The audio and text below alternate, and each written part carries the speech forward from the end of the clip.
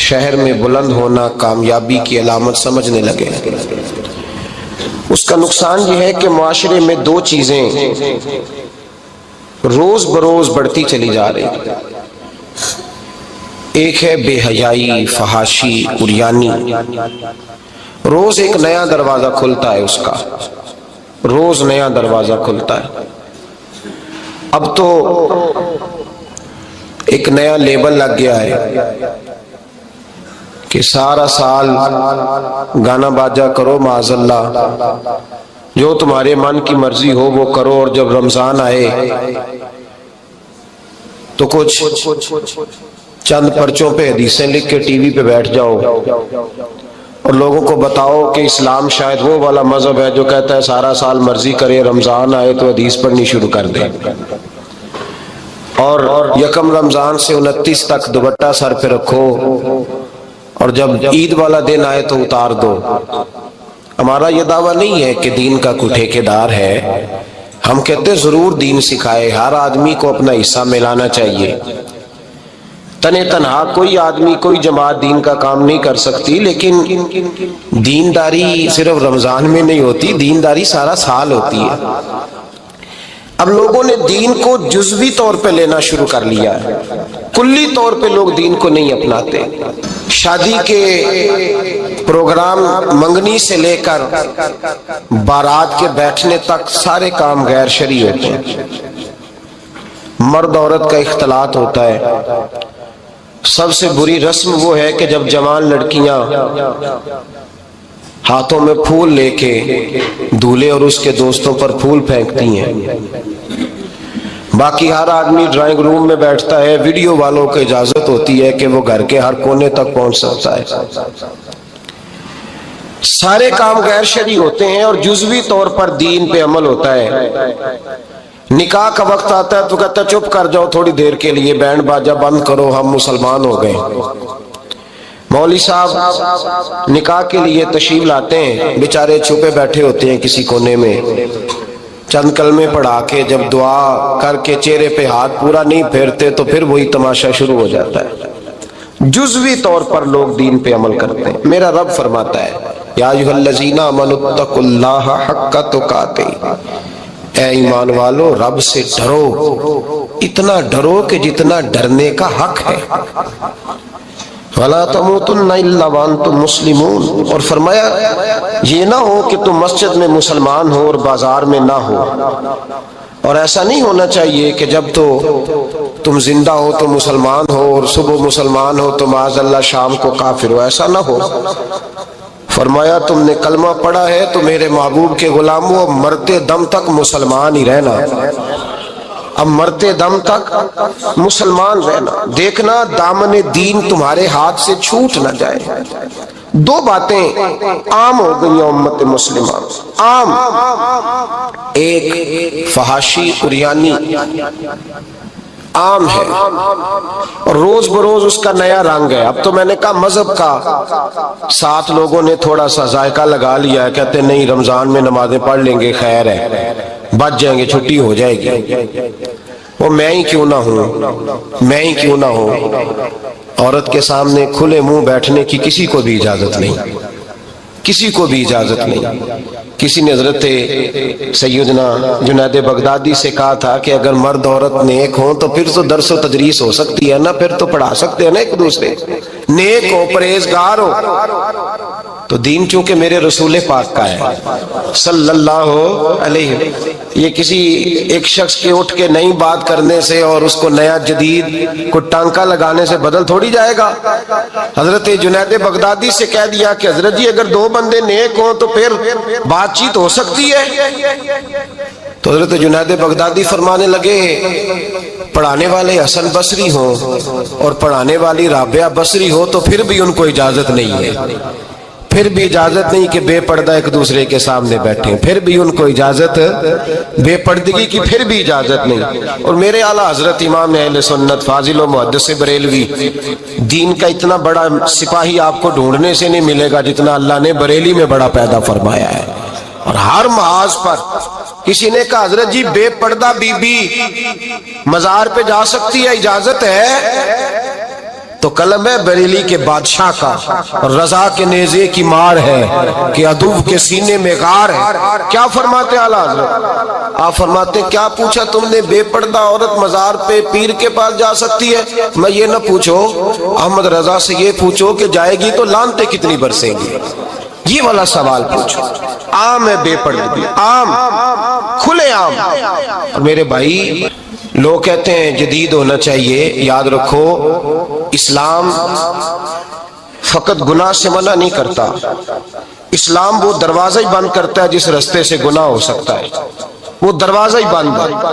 کہا مرد اور عورت کو ایک دوسرے کا چہرہ دیکھنے کی اجازت ہی نہیں۔ میرے رسول کریم صلی اللہ علیہ وسلم نے فرمایا زنا صرف مرد اور عورت کی خلوت صحیحہ کا نام تھوڑی ہے، فرمایا جس نے اپنی آنکھ کو گندا کیا وہ آنکھ کا زانی ہے، اور جس شخص نے اپنے کان سے بری بات سنی وہ کان کا بدکار ہے، اور محبوب فرماتے ہیں جس نے اپنی آنکھوں سے بری چیز کو دیکھا وہ آنکھ کا، اور جس نے بول کر لذت کا یہ سامان فراہم کیا وہ زبان کا زانی ہے، اسے بھی قیامت کے دن اسی طرح پوچھا جائے گا جس طرح زانی کو پوچھا جائے گا۔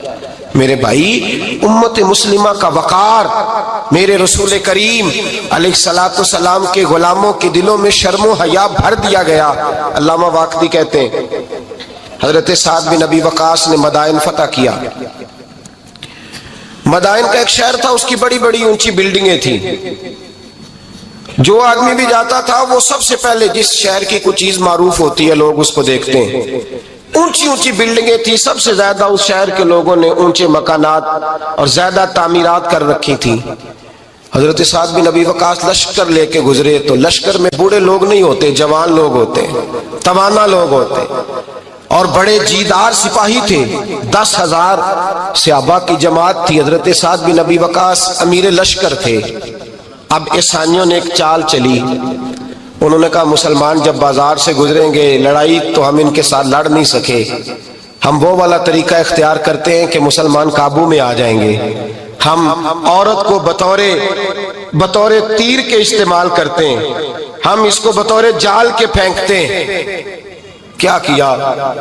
عورتوں کے ہاتھوں میں پھول دیے، پلیٹیں پکڑائیں، بلڈنگوں کی چھتوں پہ کھڑا کر دیا، فرمایا تم ان پر پھول پھینکنا، اگر 2-4 سپاہی بھی ہم اپنے قابو میں کرنے میں کامیاب ہو گئے تو دراڑ تو پڑ گئی نا، تم ان پر پھول پھینکنا۔ یہ دیکھیں رسم چلی کہاں سے، ہم نے اپنا لی ہے، چلی کہاں سے اور ہم نے اس کو اخذ کر لیا، رواج بن گیا۔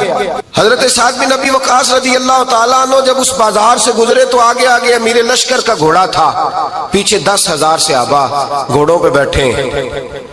حضرت سعد بن ابی وقاص سے نظر اٹھا کے دیکھا تو عورتیں تو کھڑی ہیں، پھول لیے، کفر کی چال کو سمجھ گئے کہ یہ بے حیائی کا جال پھینک کے ملت کے جوانوں کے دلوں سے غیرت ایمانی چھیننا چاہتے ہیں، یہ مسلمانوں کے دلوں سے تقوی کی روشنی چھیننا چاہتے ہیں، یہ قرآن پاک کا سرور اور عبادت کا نور چھیننا چاہتے ہیں، یہ بے حیائی کا کلک لگا کے ان کے دلوں سے رسول اللہ کا درود چھیننا چاہتے ہیں، یہ محبت رسول کے سوتے خشک کرنا چاہتے ہیں۔ جب دیکھا تو فوری طور پہ گھوڑے پہ چڑھے اور جناب سعد نے قرآن پڑھنا شروع کر دیا۔ وَقُلْ لِلْمُؤْمِنِينَ يَغُضُّوا مِنْ أَبْصَارِهِمْ، کہا مومنو تمہارے رب نے تمہارے نبی کی زبان سے تمہیں حکم دیا ہے کہ تم نے نظریں نیچی رکھنی ہے۔ جب حضرت سعد بن ابی وقاص نے آیت پڑھی تو صحابہ کہتے ہیں ہمیں یوں لگا کہ جیسے ابھی آیت نازل ہو رہی ہے اور سیدھی دلوں سے ٹکرا رہی ہے۔ 10,000 کا لشکر گزر گیا، عورتیں پھول پھینکتی رہیں، لیکن کسی ایک صحابی نے بھی نظر اٹھا کے نہیں دیکھا۔ جب لشکر گزرا تو ان بیبیوں نے پلیٹیں پھینکی اور کہنے لگی عیسائیوں تم کتنے نالائق اور کس قدر بڑے تم بد تہذیب ہو کہ اپنی عورتیں استعمال کرتے ہو لوگوں کو قابو کرنے کے لیے، کس قدر تم زیادہ غیرت سے گرے ہوئے ہو، اور یہ کتنا اعلیٰ طبقہ ہے کہ ہم دادے توجہ دیتی رہیں، انہوں نے پلٹ کے نہیں دیکھا۔ کہنے لگے تم جھوٹے ہو، اور جس رسول کے غلام اتنے اعلیٰ درجے کے پائے کے حیا والے ہیں وہ نبی کتنی شان والا ہوگا۔ بیبیوں نے کلمہ پڑھنا شروع کر دیا۔ بھائی یاد رکھیں یہ جو آج جگہ جگہ مسلمانوں کے خلاف کفر کی سازش ہے، میری ملت کا جوان روز رات کو 10 میسج ٹائپ کرتا ہے یہ روز رات کو 20 نمبر اپنے موبائل پہ رکھتا ہے اور فخر کے ساتھ بیان کرتا ہے، اور بڑی تکلیف کے ساتھ بات کہنی پڑتی ہے کہ اس کے ابا جی کو بھی پتا ہے کہ بچے کے موبائل میں نمبر ہیں، اس کے گھر والوں کو بھی پتا ہے، اور لوگ ہیں کہ اس کو ایک شغل سمجھ کے، ایک چھوٹا سا بچے کا شوق سمجھ کے اس کو درگزر کر رہے ہیں۔ تجھے پتا نہیں کہ جب انسان کی یہ سوچ ہوتی ہے، جب اس کا یہ نظریہ ہوتا ہے تو ایمانی قوتیں کتنی زائل ہوتی ہیں۔ جب نوجوان کی نظر کے اندر عیب پیدا ہوتا ہے تو پھر اس سے نماز کی لذت جاتی رہتی ہے، قرآن پاک کا ذائقہ جاتا رہتا ہے، درود پاک کا ذائقہ جاتا رہتا ہے۔ اٹھائیے مسند امام احمد بن حنبل، میرے رسول کریم صلی اللہ علیہ وسلم کی بارگاہ میں صحابی نے آ کے عرض کی، یا رسول اللہ میں بڑی اچھے طریقے سے وضو کرتا ہوں، ٹائم نکال کے مسجد آتا ہوں، حضور میں پابندی سے پڑھنے کی کوشش کرتا ہوں، لیکن اے معصوم آمنہ، یا رسول اللہ میرا نماز میں دل نہیں لگتا، حضور میری طبیعت نہیں جمتی، میرا دوڑ جانے کو دل کرتا ہے، کوئی نسخہ بتلائیے۔ محبوب نے فرمایا تو اپنی نظر کو پاک کر لے، تیرے نبی کا وعدہ ہے تیرا نماز میں دل لگنا شروع ہو جائے گا۔ اپنی نظر میں پاکیزگی پیدا کر۔ محمد بن قاسم آئے، اگر یہ بات آپ کی سمجھ میں آ گئی تو حد ہو گئی۔ محمد بن قاسم جب یہاں آئے نا ہندوستان میں تو عجیب واقعہ لکھا ہے ان کے حالات میں۔ یہاں آئے تو نیا علاقہ تھا، ہندوستان کی سڑکوں سے چوکوں سے واقف نہیں تھے۔ جب تشریف لائے، راجہ دہر ان کے مقابلے میں تھا، جنگ کرنی تھی، لشکر لائے تو خود بھی ابھی 17 سال یا 19 سال کے جوان تھے، اور ساتھ بھی لشکر جوانوں کا تھا۔ ایک بزرگ تھے قافلے میں، بزرگ کہتے ہیں میری محمد بن قاسم سے ملاقات ہوئی تو میں نے اس شخص کے چہرے پر پریشانی دیکھی، شدید تکلیف میں دیکھا، تو میں نے کہا جرنیل مسلمانوں کے تو کس پریشانی میں ہے؟ تو محمد بن قاسم کہنے لگے پریشانی یہ ہے کہ ہم عربی ہیں، یہ عجم کا علاقہ ہے، ہم تو رستوں سے بھی واقف نہیں۔ راجہ دہر سنا ہے بڑی فوج ہے، بڑی طاقت ہے، بہت پرانا یہاں کا رہنے والا ہے، چھوٹے چھوٹے مورچوں کا پتہ ہے، رستوں کا پتہ ہے، کیسے جنگ ہوگی؟ میں پریشان ہوں کہ مقابلہ کیسے ہوگا؟ وہ بزرگ کہتے ہیں میں نے بھی دعا کی، تسلی دی، میں نے کہا اللہ تیری مدد کرے گا۔ میں گزر گیا، 3-4 دن کے بعد ملاقات ہوئی تو میں نے محمد بن قاسم کے چہرے پر بڑی روشنی دیکھی، ہنستے اور مسکراتے دیکھا، توانائی دیکھی، وقار دیکھا، اطمینان اور سکون دیکھا۔ میں نے کہا خیریت تو ہے، پرسوں ترسوں تو بڑے پریشان تھے، آج کیا ہوا؟ اگر یہ بات سمجھ میں آ گئی میری ملت کے جوان کے، اگر یہ بات سمجھ میں آ گئی تو شاید اسے ڈھب اور سلیقہ آ جائے جینے کا، شاید یہ سمجھ جائے کہ میری توانائی کا راز کہاں ہے۔ کہنے لگے بھائی پرسوں ترسوں بڑے پریشان تھے، آج کیا ہوا؟ جواب دیا کہ تاریخ بنا دی، اس 17 سال کے جوان نے تاریخ بنا دی۔ کہنے لگا میں بے فکر ہو گیا ہوں، راجہ دہر میرا مقابلہ نہیں کر سکتا، وہ 2 دن نہیں کھڑا ہو سکتا میرے سامنے۔ کا وجہ کیا ہے؟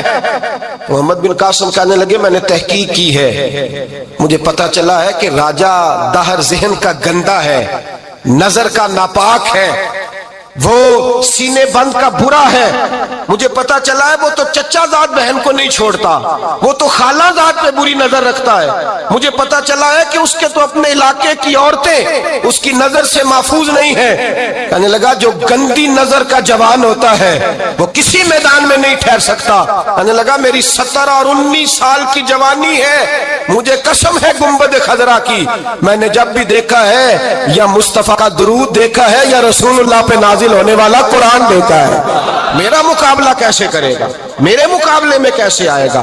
جو نظر کا گندا ہو، کردار کا ناپاک ہو، وہ کسی کے مقابلے میں آ سکتا؟ اور ملت کے جوان یاد رکھ، جب تک نظریں ناپاک ہوتی ہیں اس وقت تک وجود کمزور ہوتے ہیں۔ جب تک نظریں ناپاک ہوتی ہیں ارادوں میں دراڑیں ہوتی ہیں۔ جب نظریں ناپاک ہوتی ہیں پھر عقیدے متزلزل ہوتے ہیں۔ جب نظریں ناپاک ہوتی ہیں پھر انسان کوئی بھی مہم سر نہیں کر سکتا، اور جب نظر پاک ہوتی ہے۔ حضرت عبداللہ بن حذافہ جہاد کر رہے تھے، روم کے عیسائیوں نے گرفتار کر لیا، 1000 آدمی نے مل کے پکڑا، گرفتار نہیں ہوتے تھے صحابی، 1000 آدمی نے گھیرا ڈالا، گرفتار کر کے لے گئے۔ اور جب بادشاہ کے سامنے گئے تو وزیر کہنے لگا بادشاہ بندہ بڑے کام کا ہے، اگر ہمارے قابو آ گیا تو فائدہ دے گا، صحابی ہیں حضرت عبداللہ بن حذافہ، حضرت فاروق اعظم کا زمانہ ہے، اگر قابو آ گیا تو فائدہ دے گا۔ بادشاہ کہنے لگا کیوں، کیا خوبی ہے؟ کہنے لگے ہم 1000 آدمی تھے، یہ اکیلا قابو نہیں آ رہا تھا، 1000 آدمی تھے، اگر ہماری فوج میں شامل ہو گیا تو بہت بڑا جرنیل ملے گا۔ بادشاہ کہنے لگا کوئی مسئلہ نہیں، 2-3 چیزیں ہوتی ہیں بندے کو خریدنے کے لیے، خرید لیتے ہیں۔ بادشاہ کہنے لگا عبداللہ جتنی دولت تجھے چاہیے میں تجھے دے دیتا ہوں، میرے لشکر میں آ جا، معاذ اللہ اسلام چھوڑ دے۔ حضرت عبداللہ بن حذافہ کیا فرماتے ہیں بڑا تو بیوقوف ہے، میں نے دولت کمانی ہوتی تو مدینے میں بیٹھ کے تجارت کرتا، میں دولت کمانے نہیں نکلا، میں تو رسول اللہ کی رضا کمانے کے لیے نکلا ہوا ہوں۔ دولت کمانی ہوتی تو کسی مارکیٹ میں ہوتا، میدان میں آنا تھا، شہادت ہے مطلوب مقصود مومن، نہ مال غنیمت نہ کشور کشائی، یہ دولت تو لونڈی ہے رسول اللہ کے دروازے کی، یہ تو پیچھے پیچھے پھرتی ہے نبی پاک کے غلاموں، یہ کمانی ہوتی تو میں کسی مارکیٹ میں ہوتا، میدان میں تھوڑا ہوتا۔ عبداللہ بن حذافہ سے دوسری چال چلی، کہنے لگے میاں عہدہ جو تجھے چاہیے، میں بادشاہ ہوں، میرے نیچے جو عہدہ تو کہے گا وہ تجھے مل جائے گا۔ حضرت عبداللہ بن حذافہ کہنے لگے شاید تجھے پتہ نہیں میری تعریف کیا ہے، شاید تو جانتا نہیں میری تعریف کیا ہے۔ کہا صاحب کی کیا تعریف ہے؟ کہنے لگے میں رسول اللہ کا صحابی ہوں اور کائنات میں سب سے بڑا عہدہ مصطفیٰ کے صحابی ہونے کا عہدہ ہے۔ صحابہ وہ صحابہ تھے جن کی ہر صبح عید ہوتی تھی، خدا کا قرب حاصل تھا، نبی کی دید ہوتی تھی۔ فرمایا میں نے حضور کے جلوے دیکھے ہوئے ہیں، مجھے عہدے کی ضرورت ہی نہیں، اور میں نے عہدہ لینا ہوتا تو میں سیاست کرتا، میں تو شہادت لینے نکلا ہوں میدان میں، عہدے کا میں نے کیا کرنا ہے؟ اب بادشاہ کہنے لگا اسے قتل کر دو۔ وزیر کہنے لگا نہیں، ایک بات اور ہے، مجھے ایک چال اور چلنے دو۔ کہا وہ کیا؟ کہنے لگے میری بیٹی بڑی خوبصورت ہے، مجھے موقع دو اپنی ہی بیٹی کو سجا بنا کے، وہ جوان جس کی جوانی اتنی بڑی ہے کہ 1000 آدمی مقابلے میں کھڑا نہیں ہوتا، اس جوان کے کمرے میں رات کی تنہائی میں بنا سوار کے بی بی کو بھیجا۔ وہ بی بی کہتی ہے میں ساری رات بن سور کے اس صحابی کے کمرے میں بیٹھی رہی، لیکن یہ کیا شخص تھا، ساری رات ہی مصلے پہ بیٹھا رہا، ساری رات ہی، کچھ دیر تھک جاتا تو یہ کریم رسول پہ درود پڑھنا شروع کر دیتا۔ بی بی کہتی ہے سحری ہو گئی تو میں نے چھو کے دیکھا کہ انسان ہے کہ جن ہے، یہ بندہ ہے کہ فرشتہ ہے، چھو کے دیکھا۔ کہنے لگے پیچھے ہٹ جا۔ میں نے کہا میں نے تو سنا تھا تو 1000 کے مقابلے میں ہے اور تو اتنا بے حس ہے کہ بنی سوری دلہن بیٹھی ہے، تو نے نظر نہیں کی؟ عبداللہ بن حذافہ، بی بی کہتی ہے نظر پھر نہیں اٹھائی، نظر پھر جھکی ہوئی ہے۔ کہنے لگے بی بی میں مجبور ہوں، اب میرے اوپر کوئی حسن نہیں چلتا، میں نے جلوہ والضحیٰ کا دیدار کیا ہوا ہے، اب میری نگاہوں میں جچتا نہیں کوئی، اس لیے کہ جیسے میرے سرکار ہے ایسا نہیں کوئی۔ کبھی بھی اب نہیں کسی کا میرے اوپر جادو چلتا، میں نے مصطفیٰ کو، اور کہا ذرا پیچھے ہٹ کے بیٹھ، مجھے میرے رسول نے غیر محرم سے بچنے کا حکم دیا ہے، ذرا پیچھے ہٹ کے بیٹھ۔ سحری کا وقت تھا، وہ بی بی کہتی ہے اس نوجوان کے جملے میرا سینہ چیر گئے، کلیجہ پھٹ گیا، چیخ نکلی، میں کفر کے عالم میں روئی۔ میں نے کہا مجھے بتا تو صحیح، آخر یہ جذبہ کہاں سے ملتا ہے، آخر یہ روشنی تو میں نے دیکھی نہیں، کہاں سے آتی ہے؟ ایک میرا باپ ہے جو بنا سور کے مجھے تیرے کمرے میں چھوڑ گیا، بتلا یہ کہاں سے کیف آتے ہیں؟ عبداللہ بن حذافہ کہنے لگے اگر کیف لینا ہے تو تو بھی میرے مصطفیٰ کا کلمہ پڑھ جا، آجا دروازہ رسول پہ جھک جا، مل جائے گا۔ سویرے دروازے پہ باپ آیا بیٹی سے رزلٹ لینے، دروازہ کھولا تو بیٹی نقاب پہنے باہر آئی۔ باپ کہنے لگا کیا بنا؟ کہنے لگی پیچھے ہٹ جا، تو غیر محرم ہے، کافر ہے، میں مسلمان ہوں۔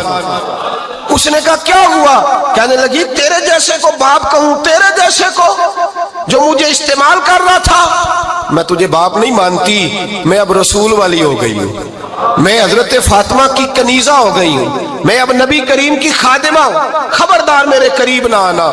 یہ دعو بھی ناکام ہوا۔ اب حضرت عبداللہ بن حذافہ کے سامنے موت کھڑی کی، ایک کڑا میں تیل گرم کیا، کہنے لگے تجھے اس میں جلایا جائے گا۔ حضرت عبداللہ بن حذافہ رضی اللہ تعالیٰ عنہ جب جلنے کے قریب ہوئے تو رونے لگے، رونے لگے. روم کا بادشاہ کہنے لگا شاید ڈر گیا ہے. کہنے لگے اب سمجھ آئی ہے, اب تجھے پتا چلا ہے, چلا آ جا. حضرت عبداللہ بن حذافہ کہنے لگے تو کافر ہے, تیری کافروں والی سوچ ہے. اس لیے نہیں رویا کہ موت سے ڈر گیا ہوں, میں تو اس لیے رویا ہوں کہ ایک جان ہے وہ نبی پاک پہ قربان ہو رہی ہے. کاش رب مجھے 1000 جان دیتا, میں ساری مصطفیٰ پہ قربان کر دیتا. فاضل بریلوی فرماتے ہیں کروں تیرے نام پہ جاں فدا, نہ بس ایک جاں 2 جہاں فدا, اور میرا 2 جہاں سے بھی نہیں جی بھرا, میں کروں کیا کہ کروڑوں جہاں نہیں. اور میاں صاحب فرماتے ہیں کچا رنگ للاری والا جیڑا چڑھدا لیندا رہندا, اے عشق تیرے دا رنگ محمد چڑھ جائے پھر نہیں لیندا. عشق تیرے دا رنگ محمد چڑھ جائے پھر اے نہیں لیندا. میرے بھائی وہ روم کا بادشاہ کہنے لگا دنیا میں نے بھی بڑی دیکھی ہے, پر جیسے پاک صاف مصطفیٰ کے غلام دیکھے ایسا میں نے کوئی نہیں دیکھا.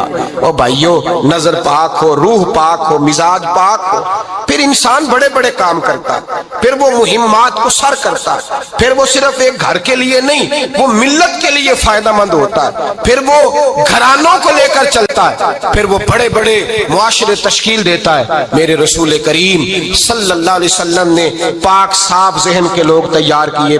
حضرت مرثد فرماتے ہیں میں ایک عورت پہ عاشق تھا, جب کلمہ پڑھا نبی پاک نے میری پشت پہ ہاتھ پھیرا. میں نے کہا حضور کوئی نصیحت؟ نبی پاک نے فرمایا نظر کو پاک رکھنا. آپ فرماتے ہیں عورتیں میرے پیچھے بھاگا کرتی تھیں اور مجھے کہا کرتی تھی اب تو دیکھتا کیوں نہیں؟ تو میں نے کہا پتا مجھے بھی نہیں, مصطفیٰ کی ایک نظر ہوئی ہے, رب نے سارے محل کو چہل دور فرما دیے, سارا کچھ ہی بدل گیا. ملت کے جوانوں یاد رکھو, یاد رکھو اس بات کو. یہ پاکیزگی یہ نظر, یہ پاکیزگی یہ مزاج, یہ انسان سے بڑے کام کرا لیتی ہے. اور اگر تیری نظر ناپاک رہتی ہے پھر تو کچھ نہیں کر سکتا. پھر تیری زندگی ایک ایسے قید خانے میں قید ہو گئی ہے جو تجھے 2 قدم بھی نہیں چلنے دے گی. سب سے پہلے مزاج کی پاکیزگی, اور دوسرا اصلاح معاشرہ کے لیے اہم درس یہ ہے اپنے آپ کو پاک صاف رکھیں, ذہنی طور پر, نظریاتی طور پر. اور دوسرا درس یہ ہے میرے بھائی ظلم اور زیادتی سے بچیں. پاک صاف رہ کے وقت شروع کریں, اور کسی جگہ بھی کوئی زیادتی کوئی ظلم. میرے نبی کریم صلی اللہ علیہ وسلم کے مزاج کو اگر آپ دیکھیں گے نا, ہمارے معاشرے میں آج سب سے زیادہ زیادتی پتہ کون سی ہوتی ہے؟ لوگ عزتیں پامال کرتے, بدگمانیاں کرتے. ابو جہل یہ کام کرتا تھا کہ وہ نبی پاک صلی اللہ علیہ وسلم پر, صحابہ پر معاذ اللہ شخصی اعتراضات کرتا تھا, شخصی. عزیزو, جب آدمی کا کسی سے اختلاف ہوتا ہے نا, یا کسی کو پسند نہیں کرتا یا کسی کو ریجیکٹ کرنا چاہتا ہے تو شخصی اعتراضات کرتا ہے, نیچے اترتا ہے, کمزور بات کرتا ہے, چھوٹی بات کرتا ہے.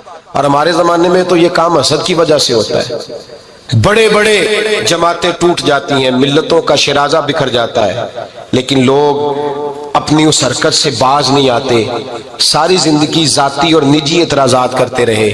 ابو جہل کے اندر ہزاروں عیب پائے جاتے تھے, شرابی بھی تھا, بدکار بھی تھا, بے حیا بھی تھا, ظالم بھی تھا. میرے نبی پاک صلی اللہ علیہ وسلم نے اسے دین کا پیغام دیا ہے, لیکن تاریخ کی کسی کتاب میں آپ کو یہ نہیں ملے گا کہ حضور نے کبھی اس کی شخصیت پر اعتراض کیا ہو.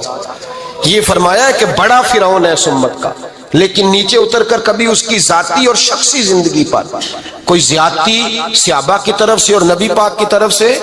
بہت بڑی بات سمجھا رہا ہوں, اگر آپ کی سمجھ میں آئے تو. ہم ذاتیات پر اترتے, ذات پر اتر کر زیادتی کرتے, ذات پر. ہمارا اب ظلم نجی سطح سے شروع ہو رہا ہے اور پوری ملت کو لپیٹ میں لے رہا ہے. پوری ملت کو چھوٹی چھوٹی زیادتی ہیں جو پورے معاشرے کو اپنی لپیٹ میں لیتی ہیں. میرے نبی کریم علیہ السلام نے جو دین ہمیں دیا ہے وہ خیر خواہی کا مذہب ہے, وہ بھلا کرنے کا مذہب ہے, وہ کام آنے کا مذہب ہے, وہ ظلم سے بچنے کا مذہب ہے. میرے نبی پاک نے فرمایا ظلم سے بچ جانا, قیامت کے اندھیروں میں جو بڑا اندھیرا ہوگا وہ ظلم ہوگا. اصلاح معاشرہ کانفرنس کا پہلا سبق میں نے عرض کیا کہ نظر کو, ذہن کو, سوچ کو پاک رکھیں, اور دوسرا زندگی میں کبھی زیادتی نہ کریں, کبھی بھی اپنے مخالف پر بھی کبھی شخصی ذاتی اور نجی اعتراضات نہ کریں. یہ انسان کے اندر کا ظلم ہوتا ہے, ہمارے گھروں کے اندر سے ظلم جنم لینے لگا ہے. روز بہو پہ تیل چھڑکا جاتا ہے, روز کسی نہ کسی شہر سے اپنے ہی گھر سے اپنے ہی چراغ کو بند کرنے کی خبر نکلتی ہے. سڑکوں پہ, چوکوں پہ, چوراہوں میں غریب مسلے جاتے ہیں, جس کے ہاتھ جہاں تک پہنچتے ہیں وہ وہاں تک معاذ اللہ زیادتی کر گزرتا ہے۔ اگر قوم ظلم سے بچنے لگے، زیادتی سے بچنے لگے، تکلیف دینے سے بچنے لگے تو معاشرہ سنور جائے گا۔ میرے رسول کریم علیہ السلام نے اپنے غلاموں سے پوچھا تھا بتاؤ مفلس کون ہوتا ہے؟ کون ہے جس کے پاس کچھ نہیں ہوتا؟ صحابہ نے کہا یا رسول اللہ جس کے پاس پیسے نہ ہو۔ بخاری مسلم متفق علیہ حدیث ہے۔ نبی کریم نے فرمایا نا بھائی، مفلس تو وہ ہوگا جو قیامت کے دن احد پہاڑ کے برابر نیکیاں لے کے آئے گا۔ یا رسول اللہ اتنی نیکیاں پھر بھی مفلس ہے، پھر بھی غریب ہے؟ تو نبی پاک نے فرمایا نیکیاں پہاڑ کے برابر ہیں پر اس نے چغلیاں بڑی کی ہیں، غیبتیں بڑی کی ہیں، مذاق بڑے اڑائے، اس نے لوگوں پر پھبتیاں بڑی کسی ہیں، تان و تشنی بڑے کیے، ظلم بڑے کیے، گالی بڑی دی، لوگوں کے بارے میں بری باتیں کی۔ اب رب کریم نے وہ ساری نیکیاں ان لوگوں میں بانٹ دی، یہ مفلس ہو گیا، غریب ہو گیا۔ زیادتی نہیں کریں، ظلم نہ کریں، اپنی نجی زندگی سے لے کر گھر کے اندر سے لے کر اجتماعی زندگی تک زیادتی سے بچیں۔ میرے نبی کریم علیہ السلام نے اپنے غلاموں کو یہ درس دیا ہے، دیکھنا کبھی زیادتی نہ ہونے پائے، دیکھنا کہیں ظلم نہ ہونے پائے، دیکھنا کسی شخص کو تمہارے قول فعل سے، تمہارے مزاج سے تکلیف نہ پہنچے۔ میرے بھائیوں، حضرت وہب ابن منبہ علیہ رحمہ فرماتے ہیں کہ بنی اسرائیل کے اندر ایک بادشاہ محل بنانے جا رہا تھا۔ محل آج بھی جس آدمی کی سوسائٹی کے اندر 2-4 قلعے 2-4 ایکڑ کسی غریب کے آ جائیں، وہ یہاں تو اسے دھمکاتا ہے یا بلیک میل کرتا ہے، کچھ نہ ہو سکے تو پھر قتل ہی کرا دیتا ہے معاذ اللہ۔ اور یہ خبریں عام ہمیں سننے پڑھنے اور دیکھنے کو ملتی ہیں۔ بادشاہ محل بنانے جا رہا تھا، ایک غریب بی بی رہتی تھی، اس کی جھونپڑی بادشاہ کے محل کے نقشے میں آتی تھی۔ بادشاہ نے کہا بی بی منہ مانگی قیمت لے لو، خالی کر دو یہ مکان۔ بزرگوں کو اپنے جھونپڑیوں سے بڑی دلچسپی ہوتی ہے، بچے سوسائٹیوں میں چلے جاتے ہیں، ابا جی کہتے ہیں مجھے گاؤں میں رہنے دو، میرا یہی دل لگتا ہے، مجھے اس گھر سے دلچسپی ہو گئی۔ اماں کہنے لگی بادشاہ میں یہاں بیاہ کے آئی تھی، خامد انتقال کر گیا، اولاد اللہ نے دی نہیں، میں پکا ہوا پھالوں، گر جاؤں گی تو تیرا ہی ہے، لیکن مجھے اس آشیانے میں رہنے دے، یہ گھونسلہ میں نے تنکا تنکا کر کے بنایا ہے، مجھے رہنے دے، نہ مجھے نکال۔ کہنے لگا میرا نقشہ خراب ہوتا ہے۔ بی بی سارا دن مکان میں بیٹھی رہتی کہ میری جھونپڑی ٹوٹ نہ جائے، ظالم کی نظر میں آ گئی ہے کہیں میرا یہ آرزوؤں کا محل چکنا چور نہ ہو جائے، سارا دن ڈیوٹی کرتی۔ بادشاہ نے بھی 2-4 سپاہی کھڑے کر دیے، جب گھر سے نکلے تو بلڈوز کر دینا، مکان کو گرا دینا۔ وہ خاتون کتنی دن بندہ بیٹھ سکتا ہے؟ ایک دن سر شام گھر سے نکلی، 2-1 گھنٹے کے بعد واپس آئی تو مکان گر گیا تھا، دیوار بن گئی تھی۔ حضرت وہب ابن منبہ فرماتے ہیں بس اس نے دعا کی تو رب کریم نے وہ شہر سارا تباہ کر دیا۔ اس بی بی نے 2 جملے کہے تو الٹ پلٹ دیا وہ سارا شہر۔ میرے نبی کریم علیہ السلام نے فرمایا جب مظلوم کے ہاتھ دعا کے لیے اٹھتے ہیں تو عرش کا مالک آسمان سے کہتا ہے کھول دے سارے دروازے، اس کے بیچ کوئی پردہ نہیں رہنا چاہیے، آنے دے، مظلوم ہے، اس پر ظلم ہوا ہے، ظلم ہوا ہے۔ لوگ کہتے ہیں میں بے چین رہتا ہوں صاحب، مولانا صاحب، پیر صاحب، وہ گھر کے کونے سے چیخنے کی آواز آتی ہے، کوئی دم مل جائے، کوئی تعویذ ہو جائے، کچھ ایسا ہو جائے کہ بچت ہو جائے، کوئی ایسی پھونک لگ جائے کہ آرام آ جائے۔ تو میں کہتا ہوں بھائی اگر بڑے دم کرانے سے بھی فرق نہیں پڑا، اگر بڑے تعویذ لینے سے بھی چیخیں بند نہیں ہوئی تو ذرا ٹٹول کے دیکھ لو، کہیں کسی یتیم کی آہیں ہی نہ دفن ہو وہاں، کہیں کسی غریب کا گوشت تو نہیں دبا لیا، کہیں کسی کو لوٹ کے تو دیوار نہیں بنا لی، کہیں کسی کا مکان پہ قبضہ کر کے تو نہیں بنایا۔ اگر لوٹ اور حرام کا مال ہو تو پھر چیخیں بند نہیں ہوتی، پھر سکون سے سویا نہیں جاتا، پھر وہاں آرام کی نیند نہیں آتی۔ حضرت وہب ابن منبہ فرماتے ہیں بی بی آئی اور آ کر کے اس نے جب دیکھا میرا گھر ٹوٹ گیا ہے، محل ٹوٹ گیا ہے، حالات بدل گئے ہیں، وہ خاتون آتی ہے اور میرے بھائی دعا کی تو اس نے انداز ہی بدل کے رکھ دیے۔ مکان سے نکلی تو مکان ٹوٹ گیا، اور فرماتے ہیں واپس آئی تو ہاتھ پھیلا کے پتہ کیا کہتی ہے؟ کہتی اے اللہ میں تو موجود نہیں تھی، بتا تو کہاں گیا تھا؟ تو بھی موجود نہیں تھا، میں تو نہیں تھی، پر تو کہاں تھا؟ بس رب کریم نے حضرت جبریل کو حکم دیا، فرمایا یہ بستی الٹ دو ساری، तबाह कर दो, ये लोग नहीं रहने चाहिए, जो जुल्म तो सहते हैं बगावत नहीं करते, नहीं रहने चाहिए। साहिब तबकात कहते हैं मेरे मुस्तफ़ा करीम सैयद आलम सल्लल्लाहु अलैहि वसल्लम के विसाल ज़ाहिरी के अय्याम करीब आए तो हुजूर ने सुर्ख पट्टी बांधी, तेज बुखार है नबी करीम को, दो सहाबा सहारा दे के मस्जिद में लाए, नबी पाक अलैहिस्सलाम को बज़ाहर सहारा दे के लाया गया। करीम रसूल ने लोगों को जमा किया, हुजूर आज क्या होने वाला है, आज क्या कहा जाएगा, आज किस लिए मीटिंग बुलाई है। नबी करीम के कुल सहाबा जब मस्जिद में जमा हुए तो खचा खच मस्जिद भरी है। विसाल ज़ाहिरी से चंद यौम पहले की बात, नबी पाक ने फरमाया आज तुम्हें कोई जिहाद की तरगीब नहीं देनी, आज कोई नया पैगाम नहीं देना, आज तुम्हें बताना है कि रब ने अपने बंदे को इख्तियार दिया है, चाहे तो दुनिया में रहे चाहे तो उसकी बारगाह में हाजिर हो जाए। उस अब्द ने बारगाह रबूबियत की तरफ लौटने का इरादा कर लिया है। हजरत सिद्दीक अकबर रोने लगे तो सहाबा ने कहा तुम्हें क्या हुआ, कहने लगे समझ नहीं रहे, किसी की बात नहीं कर रहे, नबी पाक तो अपनी बात फरमा रहे हैं, उसने जाने का इरादा कर लिया। सुनिए मेरे भाई, महबूब पाक ने फरमाया भाई किसी शख्स को मेरी तरफ से कोई तकलीफ पहुंची हो तो बदला ले सकता है, बदला ले सकता है, किसी को तकलीफ पहुंची हो। सहाबा फूट के रोने लगे, महबूबा करम ही करम हुआ है, रहमत ही रहमत आई, आपके बारे में गुमान करने वाला भी दायरा ईमान से निकल जाएगा। हुजूर आप क्या फरमा रहे हैं? फरमाया नहीं भाई उठो। पीछे से जनाब अकाशा बिन मोहसन उठे, हाथ कांपते हैं, आगे बढ़े, कहने लगे या रसूल अल्लाह एक जंग के मौके पर आपने दुर्रा मारा था, नंगी पीठ पर सफ़ें सीधी कराते, बात दिल में रह गई है, मैंने बदला लेना है। नबी करीम ने फरमाया बिलाल दौड़ के जाओ, फातिमा के घर दुर्रा पड़ा है, दुर्रा लाओ। सैयदना बिलाल हबशी कहते मैं गया, दस्तक दी, सैयदा तैयबा ताहिरा हजरत फातिमा फरमाने लगी बिलाल कैसे आए हो? अम्मा जी वो दुर्रा चाहिए था। सैयदा को तशवीश हुई, कहने लगे बिलाल ना तो जंग पे जाना है, ना जिहाद है, ना कोई ऐसा मौका है, हुजूर की तो तबीयत मुबारक बज़ाहिर बड़ी अलील है, दुर्रा क्या करेंगे? हजरत बिलाल अर्ज करने लगे अम्मा जी एक सहाबी बदला लेने लगे हैं। साहिब तबकात ने जुमले लिखे हैं, कहते हैं बीबी साहिबा ने दुर्रा भी दिया और इमाम हसन हुसैन को भी बाहर निकाला। फरमाने लगी अकाशा से कहना 100 दुर्रे मारे, इन दो शहजादों के जिस्म पर नबी पाक के करीब ना जाए, मैंने 2 बच्चे पैदा ही अपने महबूब पर कुर्बान करने के लिए किए, इनको ले जाए। हजरत बिलाल कहते मैं 2 शहजादे लेके आया और जब दरवाजे में मैं लेके पहुंचा तो नबी पाक ने देखा तो आंखों में आंसू आ गए। फरमाया इनको बिठा दो, मुझे पता है फातिमा ने क्या कह के भेजा है। हजरत सैयदना बिलाल फरमाते हैं दुर्रा मैंने जनाब अकाशा को दिया। हजरत अकाशा दुर्रा लेके आगे जो बढ़े तो हजरत अबू बकर सिद्दीक ने उनके पैरों पे हाथ रखा, फरमाया अकाशा मेरी तरफ आ यार, मुझे मार दुर्रे, नबी पाक के करीब ना जा। मुस्तफा करीम ने फरमाया अबू बकर तू हट जा, इसे आने दे। फरमाते मैं चंद कदम आगे गया तो मौला अली शेर खुदा ने मेरे पैर पे हाथ रखा, कहने लगे अकाशा सोच तो सही तू क्या कर रहा है। हुजूर ने फरमाया अली हट जाओ, मेरा और उनका मामला है। जनाब अकाशा आगे बढ़ रहे, नबी करीम ने फरमाया मैं अपनी उम्मत को दर्श देना चाहता हूँ, खबरदार खबरदार जिंदगी में तुम्हारे हाथ से जुबान से किसी को तकलीफ ना पहुंचने पाए, खबरदार।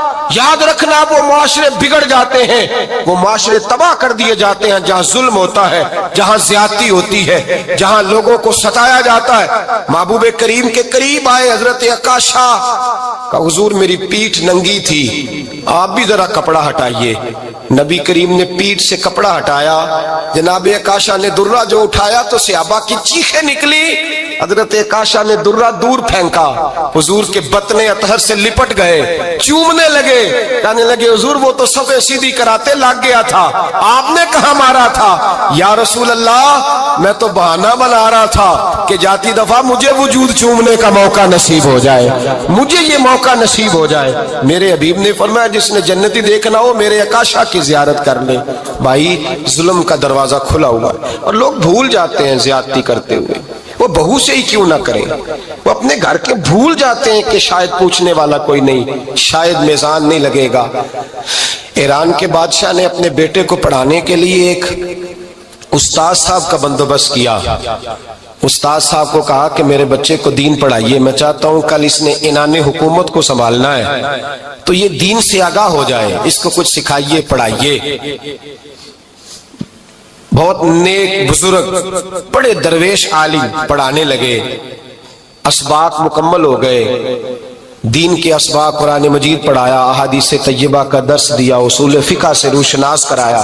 جب بچے نے مکمل تعلیم حاصل کر لی اور آمین ہو گئی، دستار ہو گئی، فارغ ہو گئے، تو پھر ایک دن استاد صاحب نے کہا بیٹے کل تم نے ضرور آنا ہے، کچھ بات کرنی ہے۔ شہزادہ گیا ملنے استاد صاحب سے، استاد صاحب نے کنڈی لگا لی، ہاتھ میں درہ پکڑ لیا، مار مار کے پورے وجود کو زخمی کر دیا، کوئی غلطی نہیں، کوئی بات نہیں، مارا۔ اب بچہ آیا آ کے بادشاہ سلامت سے کہا کہ ابا جی سمجھ نہیں آئی، بڑا مارا ہے استاد۔ تو سیانے تھے نا بادشاہ، یہاں تو قاری صاحب روز کٹہرے میں کھڑے ہوتے ہیں، مولوی صاحب آپ نے میرے بچے کو کیوں مارا ہے؟ آپ 8,000 کے مولوی ہیں، میرا کئی کروڑ کا بچہ ہے، سویرے بدل لیں گے، خبردار آپ نے بچے کو ہاتھ لگایا، اپنی حیثیت میں رہے معاذ اللہ۔ جو قومیں استادوں کو کٹہروں میں کھڑا کرتی ہیں وہ ترقی نہیں کر پاتی، جو استادوں کو کٹہروں میں روز کھڑا کرتی۔ کہا ابا جی بڑا مارا ہے، تو والد بڑے سمجھدار تھے، کہنے لگے بیٹا استاد باپ ہوتا ہے، وہ زیادتی نہیں کرتا، کوئی بات ہوگی میں تیرے استاد کو کٹہرے میں نہیں بلاؤں گا۔ اماں سے بات کی، اماں کہنے لگی بیٹا میں تیرے باپ سے کیسے بات کروں، ڈر آتا۔ وقت گزر گیا، 22 سال بیت گئے، 22 سال گزر گئے، بادشاہ کا انتقال ہوا، شہزادہ تخت پہ بیٹھا، پہلا حکم یہ دیا کہ میرے استاد کو بلاؤ، پہلا حکم۔ استاد جی بوڑھے ہو گئے تھے، چھڑی کے اوپر ٹیک لگا کے آئے اور بھویں سفید ہو کے جھک گئی تھیں، یوں آنکھ کھول کے بڑی مشکل سے دیکھا، کہنے لگے شہزادے حکم ہو۔ کب میں شہزادہ نہیں، اب میں بادشاہ بن گیا ہوں۔ استاد جی 22 سال بیت گئے، آپ نے مارا تھا، پر وہ درد چونکہ زیادتی کی تھی، میرا قصور کوئی نہیں تھا، تو نہ میری روح سے درد گیا ہے نہ میرے جسم سے گیا ہے، میں بے اختیار تھا، پوچھ نہیں سکتا تھا، آج با اختیار ہوا ہوں۔ سب سے پہلے پہلا حکم آپ کو دیا، بلایا ہے، بتائے کیوں مارا تھا، کیوں مجھے مارا تھا، میری زیادتی بتائے۔ تو استاد، بوڑھے استاد کی آنکھیں آنسوں سے بھر گئیں، کہنے لگے بیٹے بس آج کے دن کے لیے مارا تھا، یہ جو دن آ گیا نا میری زندگی میں اس لیے مارا تھا، یہ میں چاہتا تھا میری زندگی میں وقت ہے، آج کے بس میری مراد پوری ہو گئی۔ کہا صاحب کس لیے، مجھے بھی سمجھائے۔ آپ فرمانے لگے کتنی دیر ہو گئی تجھے مار کھائے ہوئے، کتنا زمانہ بیت گیا؟ کہنے لگا 22 سال۔ فرمایا زخم بھولے تو نہیں، درد ختم تو نہیں ہوئی، تمہیں بات ایک منٹ کے لیے بھی تمہارے حافظے سے محو تو نہیں ہوئی؟ کہا استاد جی روز رات کو یاد آتی، روز خیال آتا تھا۔ استاد کہنے لگے بھائی تو بے اختیار تھا، پوچھ نہیں سکا، 22 سال تجھے یاد رہا، مجھے پتا تھا تو ایک دن حکمران بنے گا، میں نے تجھے اس لیے مارا تھا کہ بیٹے یاد رکھنا کسی پہ ظلم نہ کرنا، اگر تجھے 22 سال تک یاد رہا ہے تو جس پر تو ظلم کرے گا اسے بھی قیامت تک یاد رہے گا، اور یہ یاد رکھنا تو آج با اختیار ہوا تو تو نے مجھے بلا لیا ہے، قیامت کے دن غریب با اختیار ہو جائیں گے، مظلوم با اختیار ہو جائیں گے، وہ با اختیار ہوں گے للہ الواحد القہار، رب کریم کی بارگاہ کے اندر ان کا اختیار ہوگا، اکیلے اللہ کی حکمرانی ہوگی، پھر وہ بلائیں گے بڑے بڑے کج کلا، دنیا میں جن کی پگڑیاں اونچی تھیں وہ سر جھکائے کھڑے ہوں گے، دنیا میں جو ڈکٹیٹر بنتے تھے ان کی پشتیں لال ہوں گی، ان کو غدار لکھا جائے گا، قیامت تک نہیں بھولے گا۔ ظلم کرنا تو سوچ سمجھ کے کرنا، تو نہ کرنا جتنا تم سہ سکتے ہو، اتنی زیادتی کرنا جتنی قیامت میں تم برداشت کر سکتے ہو۔ میرے نبی کریم صلی اللہ علیہ وسلم نے فرمایا ظلم سے بچو، یہ قیامت کے اندھیروں میں سے ایک اندھیرا ہوگا۔ زندگی میں زیادتی نہ کریں، اگر تھوڑی دیر کے لیے کوئی چیز برداشت کر جائیں گے تو وہ فائدہ دے جائے گی، کچھ دیر کے لیے اگر سہ جائیں گے تو نفع مل جائے گا، سہنے کی کوشش کریں لیکن زیادتی نہ کریں، نظر کو، سوچ کو، ذہن کو پاک رکھیں۔